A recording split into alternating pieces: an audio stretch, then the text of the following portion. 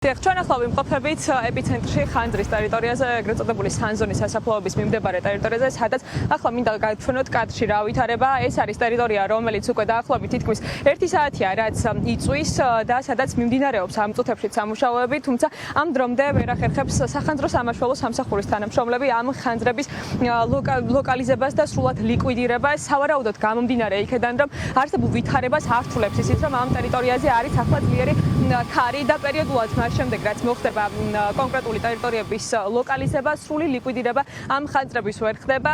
საკმაოდ დიდ ფართობზეა აქ საუბარი, სადაც სავარაუდოდ ბალახი იწვის და არსებობს იმის საშიშროება და საფრთხეც, რომ ეს კვამლი გაგრძელების შემთხვევაში, კერების გავრცელების შემთხვევაშიც, რომ ან სასაფლაოებს მიუახლოვდეს, ან კიდე დასახლებულ ტერიტორიებამდე მივიდეს, იმიტომ რომ მინდა რომ გაჩვენოთ ახლა ტერიტორია, რასაც ახლა მაყურებელი კადრში ხედავს, რომელიც ამ წუთებში იწვის და აქ არის ასევე მათ შორის სასაფლაოები, რომელთანაც ძალიან ახლოს არის ახლა ცეცხლის კერა. მართალია, ახლა მაყურებელი კადრშიც ხედავს, რომ მიმდინარეობს ჩაქრობითი სამუშაოები, ეს არის სასაფლაოს ტერიტორია და აქედან გადაღებული კადრები ახლა რასაც მაყურებელი ხედავს, ჩვენი ინფორმაციით მათ შორის ქვედა მხრიდან, სადაც დასახლებული ტერიტორიაა და პუნქტები, იქაც მუშაობს სახანძრო სამაშველო სამსახურის თანამშრომლები, თუმცა ამ დრომდე ადგილზე არის ძლიერი დაგვამლიანება და ყოველ წუთიერად შეიძლება ითქვას, რომ ეს ხანძრის კერები კიდევ იზრდება და ვერ ხერხდება სრულად ხანძრის ლოკალიზება. ჯერჯერობით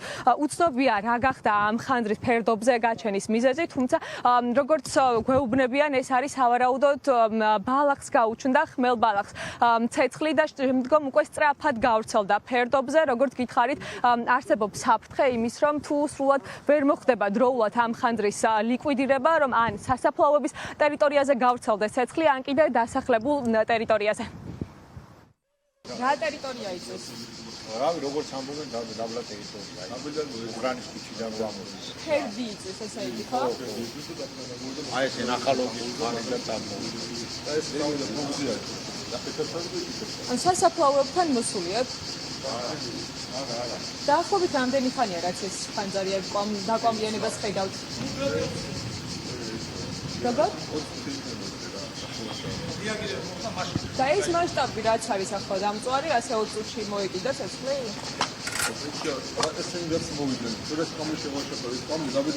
ხო და რამდენი ხანია რაც კვამლი დაინახეთ ხო მაგას ეგისთან? და მიმდინარეობს ესე იგი აქტიურად არიან სახანძროები მოსული?